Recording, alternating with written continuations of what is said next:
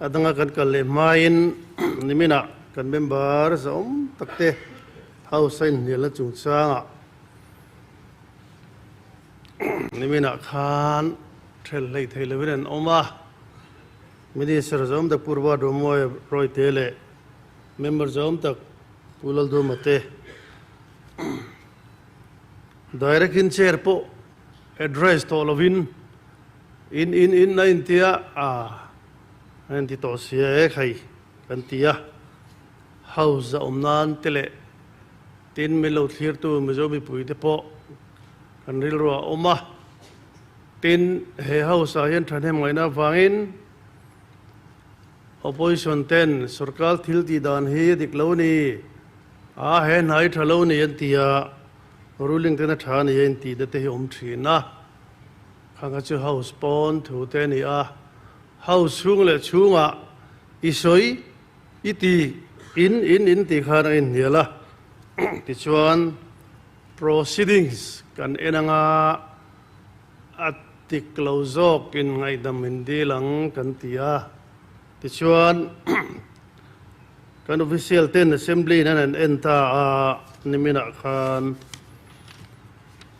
puraba Romawia roi te hian footballer duom tak Miriam Lalduhawm simi chungchanga hian kanan en hian nisom thani sani som ni pathuma proceeding alan dan le kan officer te hudan chuan purba Romawia hian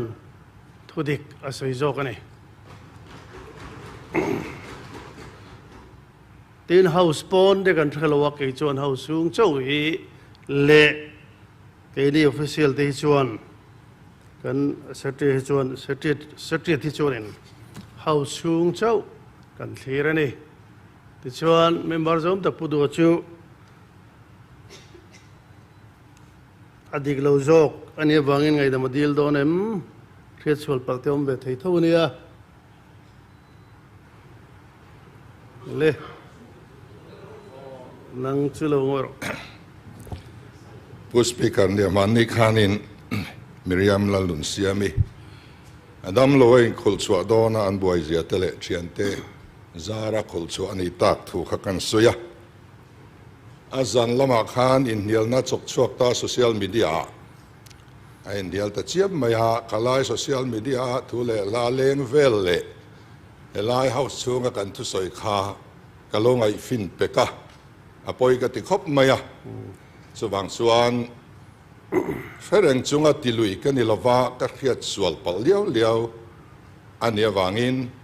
kan minister zom tak Ngaihdam kadila ten po speaker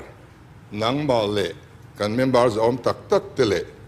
mi pui te Ngaihdam na po ti tak zatin kadila ni ten nimina khan kan minister zom tak khan Miriaminen kan in beloti ka wartakin asoya amaro chu hei social media lama anin biak ziate alo viral na sa taem ema ani po atong sual pal nin ka ria akhiat sual pala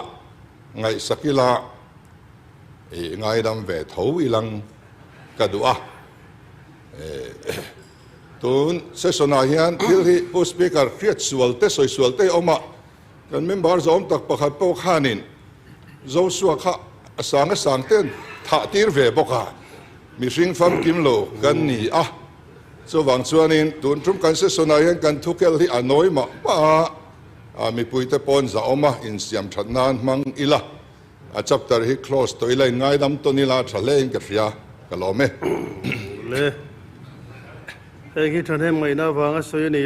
ni khiat sul palte thi na ni